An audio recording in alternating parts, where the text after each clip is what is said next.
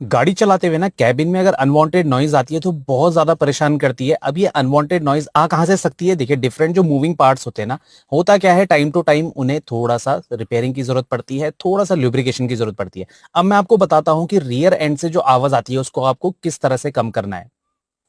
देखिए, rear and में जो आवाज आती है ना, वो यहाँ डोर हिंजेस जो होते हैं ना, इनसे आती है। अब ये डोर हिंजेस क्या होता है, इनमें देखिए आप ग्रीस लगी हुई है इस टाइम पे। तो ये ग्रीस क्या होती है, धीरे धीरे जैसे आप इस्तेमाल करते रहेंगे ना, तो ये यहाँ से हट जाती है, कम हो जाती है। ऐसे ही ग्रीस यहाँ पर लगी होती है, आप देख सकते हैं। तो ये ग्रीस जैसे ही खत्म होगी ना, तो ये डोर जो जब लगेगा तो उसके बाद इसके बीच में थोड़ा सा प्ले रहेगा, ये वाइब्रेट करता रहेगा, मेटल से मेटल टकराता रहेगा। तो ये आपको ल्यूब्रिकेट करके रखना है, या तो आप इसमें ग्रीस लगा लीजिए, थोड़ा सा आप इसमें ल्यूब्रिकेशन दे दीजिए, जिसके बाद ये खड़खड़ाहट की आवाज़ काफ़ी हद तक कम हो जाएगी।